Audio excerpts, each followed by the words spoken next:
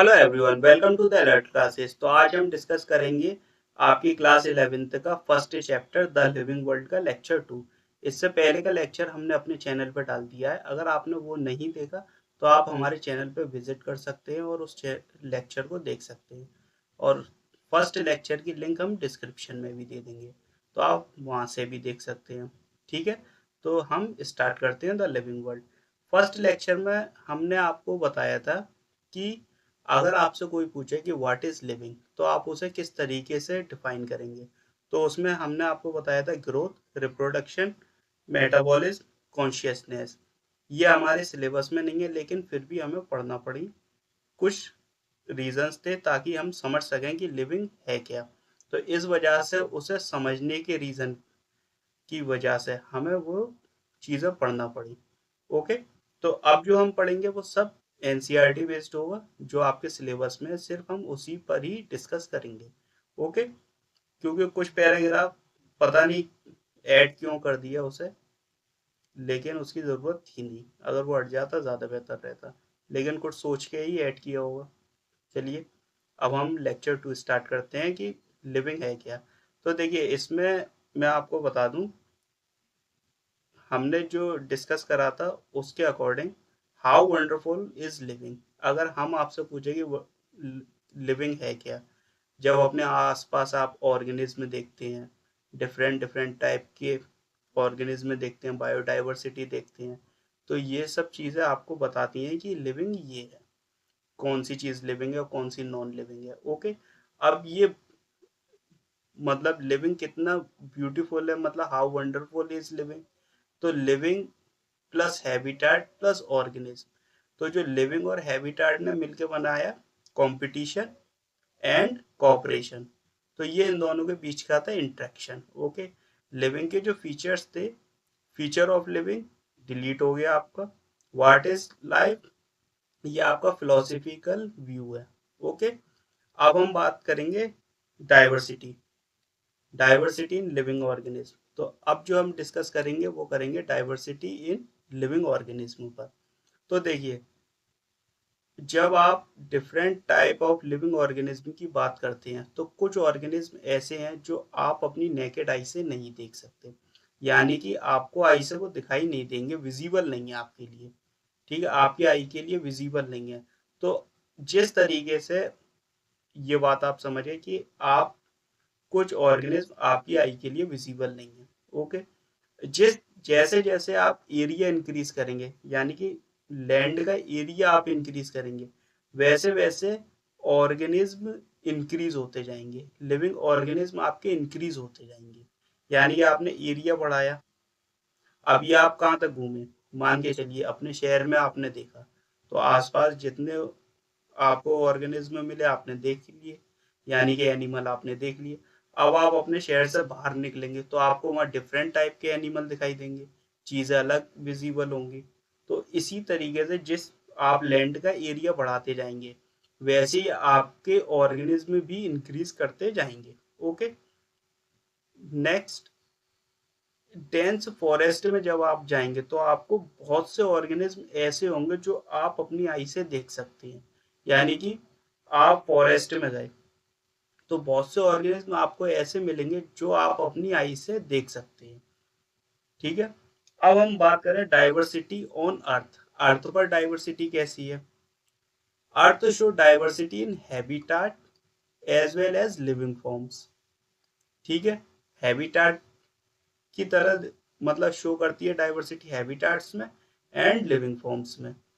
Diversity in living forms कैसी है, biodiversity होगी। अगर कोई आपसे पूछे कि डाइवर्सिटी इन लिविंग फॉर्म, तो वो हमारी बायोडाइवर्सिटी होगी। Okay, present and at different level क्या है, स्पीशीज लेवल होगा आपका, जेनेटिक लेवल होगा। मतलब प्रेजेंट एट डिफरेंट लेवल जो है वो आपका स्पीशीज लेवल होगा, जेनेटिक लेवल होगा। ओके, अब अर्थ पर जो इस ऑर्गेनिज्म प्रेजेंट थे, यानी कि जितनी स्पीशीज हमने डिस्कवर की हैं अभी तक अर्थ पर, वो हमारी 1.7 से लेके 1.8 मिलियन स्पीशीज हम डिस्कवर कर चुके हैं। लेकिन आपके 12th के चैप्टर बायोडाइवर्सिटी में 7 मिलियन स्पीशीज का जिक्र है, यानी कि वहां पर कहा गया है कि अर्थ पर 7 मिलियन स्पीशीज प्रेजेंट है। जब 7 मिलियन स्पीशीज प्रेजेंट है तो जाहिर सी बात है उसमें से हम 1.7 से लेके 1.8 मिलियन स्पीशीज तक ढूंढ पाए हैं।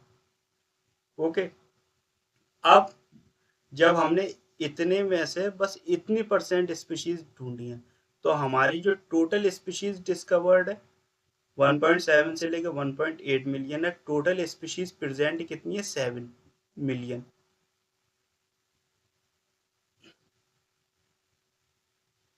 अब इस टोटल स्पीशीज जो हमने ढूंढी है उसका मतलब क्या है, यानी कि ये जितनी भी स्पीशीज हमने ढूंढी है ये राइट कैटेगरी में एंड फाइनली नोमेनक्लेचर है, यानी कि आप इनका नाम दे चुके हैं, आपको इनका साइंटिफिक नाम मिल चुका है।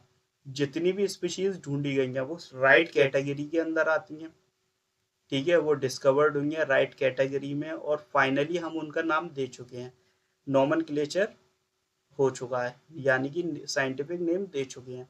अब ऐसा तो नहीं है कि आप आलू मान के चलिए, ठीक है, पोटैटो आता है, कोई आलू बोल रहा है, कोई उसको कुछ बोल रहा है, अदर कंट्रीज में अलग हो रहा है, तो उसका एक साइंटिफिक नेम होता है।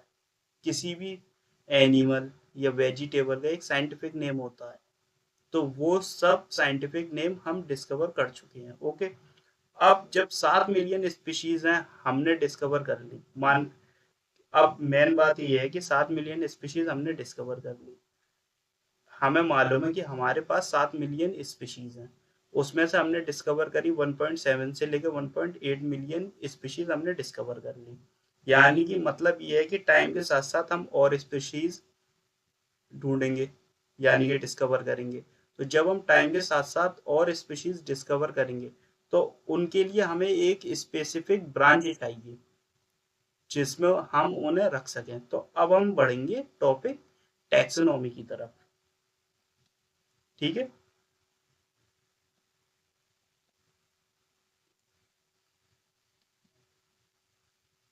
टैक्सोनॉमी की तरफ बढ़ेंगे तो मैनी स्पीशीज जो है अनडिस्कवर्ड है, we need branch which help to place new discovered species into correct category nomenclature, ठीक है। तो ये जो है टैक्सोनॉमिक एंड सिस्टमैटिक्स की अब हम बात करेंगे। तो अब आपके पास आया एक क्लासिफिकेशन चाहिए हमको, उससे पहले एक क्लासिफिकेशन चाहिए। क्लासिफिकेशन इसलिए ज़रूरी है हमारे लिए, क्लासिफिकेशन एक ऐसा प्रोसेस है जिसमें हम किसी भी लिविंग ऑर्गेनिज्म को ग्रुप करते हैं, ठीक है। किसी भी लिविंग ऑर्गेनिज्म का हमने ग्रुप कर दिया, हम ग्रुपिंग इसलिए करते हैं, हम एक लिविंग ऑर्गेनिज्म को अलग अलग नहीं पढ़ सकते, तो हमें उस ऑर्गेनिज्म को ग्रुप में रखेंगे और उस ग्रुप के बारे में पढ़ लेंगे, तो हमने सबके बारे में पढ़ लिया। आपको क्लासिफिकेशन इसलिए चाहिए कि आप चाहते हो कि आप किसी भी ऑर्गेनिज्म के बारे में अलग अलग पढ़ो, आपको ये चाहिए कि भाई हमने ढूंढ ढांड के रखा हुआ है कौन सा क्लासिफिकेशन, हम ले जाके उस ऑर्गेनिज्म को वहाँ पुट करें, उसके बारे में हम पढ़ लें, ताकि हमें और ऑर्गेनिज्म के बारे में अलग अलग ना पढ़ना पड़े। तो इसीलिए हमें क्लासिफिकेशन की ज़रूरत है। तो यह साफ लिखा, it is impossible to study each and every organism, आपको इम्पॉसिबल है कि आप एवरी ऑर्गेनिज्म के बारे में पता करें। मतलब अगर किसी ने डिस्कवर किया ऑर्गेनिज्म और आप उसके बारे में पढ़ते ही रहे तो भाई फिर तो हो गई डिस्कवरी। तो हमें जल्द से जल्द रिजल्ट चाहिए और उसके लिए साइंटिस्ट पहले से ही सब कुछ रिसर्च करके बैठे हैं। Okay, it is impossible to study each and every organism. Second, we need to group classify organism into group and category. अब ये किन के बेसिस पे होगा? On the basis of features, feature के बेसिस पर हमने उन्हें अलग कर लिया। मान के चलिए ये कैटेगरी है आपके पास, ठीक है, ये एक कैटेगरी आ गई। इफ वी स्टडी वन, हमने एक स्टडी करी, this means entire group is study, और हमने वो पूरा ग्रुप स्टडी कर लिया, मतलब एक कैटेगरी पढ़ ली, उसके बाद हमने उसका पूरा ग्रुप पढ़ लिया क्योंकि सारे फीचर हमें मिल गए। अब हम बात करेंगे टैक्सोन एंड कैटेगरी की। ठीक है, category any type of group, मतलब किसी भी टाइप का ग्रुप होगा उसको हम कैटेगरी कहेंगे। टैक्सोन जो होते हैं, it is such category how characteristics feature and name. Taxon आपके वो कैटेगरी हो गई जिसमें आप किसी भी ऑर्गेनिज्म का नेम देखेंगे, नेम और फीचर्स, फीचर्स देखेंगे कि क्या फीचर्स हैं और इसका क्या नेम होना चाहिए। मतलब फीचर के आधार पर हम टैक्सोनॉमी में रखेंगे। ओके, मान के चलिए आपके पास मैमल्स है, आपको पता है मैमल्स है, मैमल्स आपने क्या दे दिया, नेम दे दिया। अब इसके करेक्टरिस्टिक फीचर क्या है, इनकी बॉडी पर हेयर होते हैं, हेयर ऑन बॉडी, मतलब मैमल्स की बॉडी पर हेयर होते हैं, ये हमें इनका वो मिल गया फीचर। इंसेक्ट है, ये नेम मिल गया आपको। इनका फीचर क्या है, जॉइंटेड लेग्स होते हैं। ओके, तो ये हमें फीचर मिल गया। तो टैक्सॉन में हमें नेमिंग करनी है और फीचर्स, फीचर देखने और नेम करना है एनिमल ऑर्गेनिज्म का। अब फीचर ऑफ टैक्सॉन क्या है आपके, टैक्सॉन का मतलब होता है सच कैटेगरी नेम एंड फीचर, मतलब ऐसी कैटेगरी जिसको हम नेम और फीचर्स दे सकें। टैक्सॉन हैव रैंक, टैक्सॉन में रैंक होती है। अब रैंक कैसे होती है, अगर मैं आपसे कहूँ ये एनिमल है, ठीक है, ये पूरा ग्रीन वाली सर्किल एनिमल है, तो आप इसे टैक्सॉन कह सकते हैं, बिल्कुल कह सकते हैं। अब आप कहेंगे ये व्हाइट वाला, मैंने कहा मैमल्स है, उससे छोटा है, तो क्या आप इसे टैक्सॉन कह सकते हैं, हाँ बिल्कुल कह सकते हैं टैक्सॉन। अब ये छोटा वाला है इसके अंदर, क्या हम इसे कैट कह सकते हैं, बिल्कुल कह सकते हैं। और कैट भी हमारा टैक्सॉन होगी। टैक्सॉन में क्या है, ये रैंक के बेसिस पर पोजीशन डिसाइड करते हैं, यानी कि अगर एनिमल की रैंक ज़्यादा है तो ये भी टैक्सॉन में आएगा। रैंक के आधार पर अरेंजमेंट होती है इसमें। एनिमल हमने ऊपर क्यों रखा, क्योंकि ये बड़ा था, फिर मैमल उससे छोटा था, उससे छोटा कैट था, क्योंकि मैमल में तो डॉग भी आ जाएगा, लॉइन भी आ जाएगा आपका, टाइगर भी आ जाएगा, तो वो भी टैक्सॉन होंगे क्योंकि हमें उनका नाम पता है और उनके फीचर्स पता है। ओके, मैमल्स का फीचर पता है हमें, इनके नाम पता है। एनिमल्स के हमें फीचर पता है, नाम पता है, तो ये सब टैक्सॉन होते हैं। टैक्सॉन एट डिफरेंट टैक्सॉन, ठीक है, तो they have position in some arrangement. Taxon have rank, taxon की रैंक होती है, पोजीशन के आधार पर अरेंजमेंट होते हैं इनके। ठीक है, तो इस चीज को आप याद रखिएगा। अब नेक्स्ट हम बात करेंगे, taxon is category of living organism. क्या टैक्सॉन लिविंग ऑर्गेनिज्म की कैटेगरी है, बिल्कुल है, क्योंकि लिविंग ऑर्गेनिज्म ही तो आएंगे टैक्सॉन में, ये थोड़ी है कि आप मोबाइल को टैक्सॉन में रख देंगे कि नहीं भैया ये टैक्सॉन में है, या मैं इस पेन को टैक्सॉन में रख दूंगा, ऐसा पॉसिबल नहीं है ना। तो टैक्सॉन में हम सिर्फ लिविंग ऑर्गेनिज्म की ही बात करेंगे। अब टैक्सॉन का जो मेन चीज़ है मैं आपको बताऊं, किसी भी नए ऑर्गेनिज्म को अगर आप क्लासिफाई करेंगे तो आप उसे टैक्सॉन में रखेंगे, या ऑलरेडी वो टैक्सॉन बने हुए हैं। ओके, अब हम नेक्स्ट देखते हैं, टैक्सोनॉमी।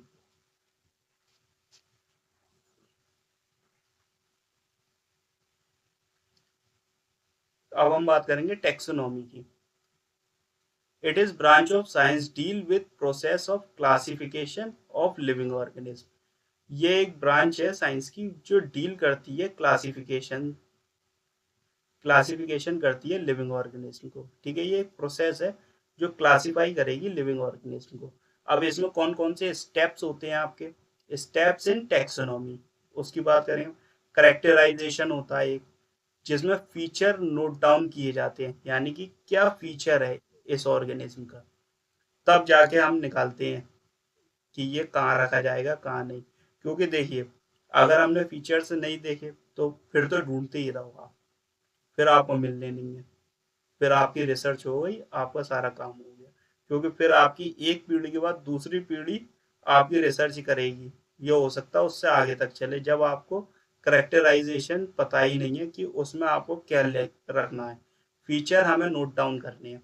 आइडेंटिफिकेशन, जब हमें उसके फीचर पता चल जाते हैं तो हम उसको बता सकते हैं कि ऑलरेडी डिस्कवर्ड में रखा गया है, यानी कि ये चीज़ें डिस्कवर हो चुकी हैं या नहीं हुई हैं। आप गए, मान के चलिए आप किसी सी में गए और आप जब समुद्र में गए आपको एकदम बिल्कुल नई फिश मिली, आप ले आए। अब आप कह रहे हैं कि भाई ये तो बिल्कुल नई रिसर्च है मेरे लिए और मैंने ये मतलब ये आज तक हुई नहीं है। तो ऐसा तो है नहीं आप ले जाके उसे रजिस्टर कराओगे कि भाई ये हमने नई स्पीशीज ढूंढी है। वो कहेंगे कि ठीक है लाओ भाई नई स्पीशीज ढूंढी है, हम देखते हैं। अब वो देखेंगे अपने डाटा में डाल के कि इसके करेक्टर क्या है क्या नहीं है, किधर रखना है। तो वो उसका जब निकाले वो कहेंगे ये तो हमने 20 साल पहले ढूंढ ली, तुम अब आए हो। तो पहले से ही डाटा रिकॉर्ड होता है कुछ करेक्टर्स का। तो फिर आइडेंटिफिकेशन होगी। तो ऑलरेडी डिस्कवर्ड टैक्सॉन होते हैं विद देयर, हेल्प करते हैं हमें आइडेंटिफिकेशन में। इसको हम कहते हैं टैक्सोनॉमी एड्स। एड्स का मतलब होता है मदद करना, ठीक है। और ये आपके सिलेबस में नहीं है, ठीक है। अब हम सी की बात करेंगे, क्लासिफिकेशन। आफ्टर आइडेंटिफिकेशन हम उसे करेक्ट प्लेस में ले जाएं। मतलब जब हमारे पास करेक्टराइजेशन हो गया, आइडेंटिफिकेशन हो गया, अब बात है क्लासिफिकेशन की।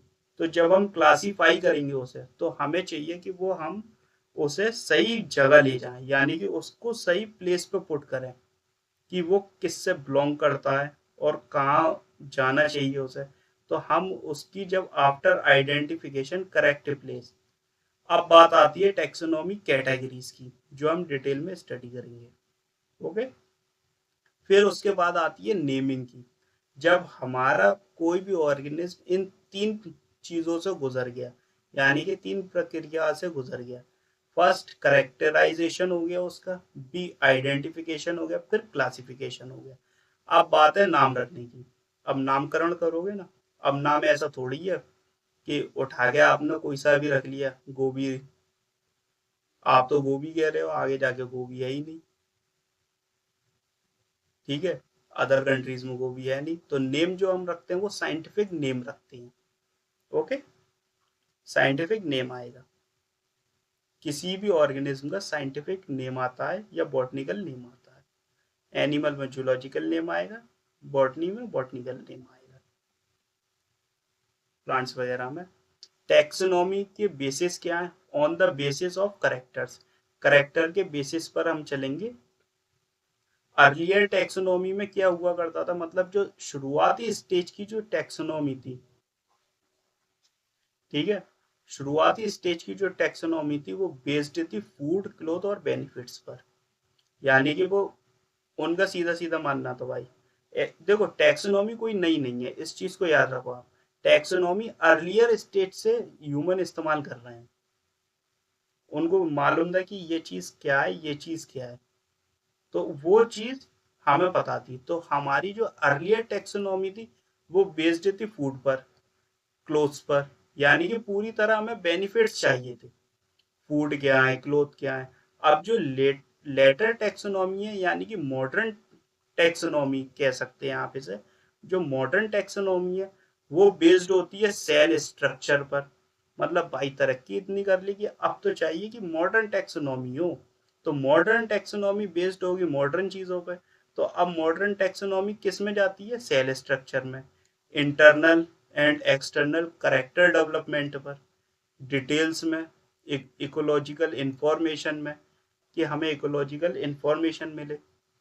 तो ये जो थी ये अर्ली मॉडर्न टैक्सोनॉमी है। अर्ली जो टैक्सोनॉमी थी वो फूड एंड क्लोथ्स पे थी, यानी कि बेनिफिट्स पर। अर्लियर टैक्सोनॉमी और लेटर टैक्सोनॉमी के बारे में आपका क्लियर हो गया हो कि अर्लियर टैक्सोनॉमी में हमें क्या चाहिए था और लेटर टैक्सोनॉमी में हमें क्या करते हैं आज। अब बात करेंगे हम सिस्टमैटिक्स की। सिस्टमैटिक्स जो है आपका लैटिन वर्ड है जिसका मतलब होता है systematic arrangement of living organism. Living organism का एक सिस्टमैटिक अरेंजमेंट। ओके। उसको हम बोलते हैं सिस्टमैटिक्स, ठीक है। अब जो सिस्टमैटिक्स है इसमें हम करते क्या है? टैक्स मतलब ऑर्गेनिज्म की टेक्सोनॉमी तो हम करेंगे ही करेंगे, लेकिन उसमें हमें ज्यादा से ज्यादा एवोल्यूशनरी रिलेशनशिप मिले। ठीक है, एवोल्यूशनरी रिलेशनशिप इन्वॉल्व हो तो वो सिस्टमैटिक्स में आएंगे। मतलब कौन किससे रिलेट करेगा, ये चीज हमारी सिस्टमैटिक में आएगी कि कौन किससे रिलेट करेगा एवोल्यूशनरी तौर पर। यानी मतलब हमने ऑर्गेनिज्म ढूंढ लिया, अब हम उसके एवोल्यूशनरी रिलेशनशिप को देखेंगे ज्यादा से ज्यादा, कौन किससे रिलेट करेगा, तो वो चीज हमारी सिस्टमैटिक में आएगी। साइंटिस्ट थे कैरोलस लीनियस, इन्होंने एक बुक लिखी थी सिस्टमा नेचर। ठीक है, जिसमें इन्होंने सिस्टमैटिक तरीके से बताया था। ये आपकी जो एनसीईआरटी में मेंशन है वो ये बुक है सिस्टमा नेचर। और इन्होंने एक बुक और लिखी थी जो थी स्पीशीज प्लांटेरम, ये आपकी एनसीईआरटी में नहीं है। एनसीईआरटी में ये वाली है, नॉलेज बेसिस पर आप इसे याद रखिए, स्पीशीज प्लांटेरम बुक और थी। अब ह्यूमन जो होता है वो इंटरेस्टेड होता है ढूंढने में चीजें, ना कि ग्रुप टैक्सॉन। वो ये और देखना चाहता है कि ऑर्गेनिज्म का रिलेशनशिप क्या है अदर ऑर्गेनिज्म से। मतलब एक ऑर्गेनिज्म में मिल गया, उसका दूसरे ऑर्गेनिज्म से रिलेशनशिप क्या है, तो ये चीज ढूंढने में वो और ज्यादा उसे मजा आता है। तो वो ढूंढना चाहता है कि अदर ऑर्गेनिज्म, मान के चलिए ह्यूमन और बंदर का रिलेशनशिप क्या है, मंकी इवॉल्व हुआ, एवोल्यूशन हुआ, तो फिर वो ह्यूमन में कैसे चेंज हुआ। तो ये सब चीज़ों में ह्यूमन को इंटरेस्ट आता है, वो जानना चाहता है कि भाई एवोल्यूशन हुआ पर कैसे हुआ, हमारे इनसे लिंक क्या क्या है, हमारे क्या करेक्टर्स मिल रहा है, तो उसे वो चीज़ें ढूंढनी है। ठीक है, तो सिस्टमैटिक्स जिसमें प्रोसेस होती है टेक्सोनॉमी, और एवोल्यूशनरी रिलेशनशिप। एवोल्यूशनरी रिलेशनशिप का एक एग्जांपल आपके एवोल्यूशन वाले चैप्टर में है रेप्टाइल्स, जिससे बर्ड्स और मैमल्स आए। ओके, डायग्राम दिया हुआ है। Carolus Linnaeus use in this term, Carolus Linnaeus ने इस टर्म का यूज करा एवोल्यूशन का। ठीक है, एवोल्यूशनरी रिलेशनशिप का यूज करा ऑर्गेनिज्म में। फिर उन्होंने एक बुक पब्लिश की जिसका नाम था सिस्टमा नेचर, मैंने आपको बताया एनसीईआरटी में थी। ठीक है, और इस पे से इस चैप्टर में से एक ही क्वेश्चन आता है, और वो क्वेश्चन आने के चांसेस होते हैं, तो वो आप इस चीज़ को इसीलिए ध्यान रखिएगा, ये चीज़ आपके लिए इम्पोर्टेंट है। ठीक है, टोटल स्पीशीज डिस्कवर 1.7 से लेकर 1.8 मिलियन। अगर आया तो इन फ्यूचर इसमें से आपके क्वेश्चन आ जाता है।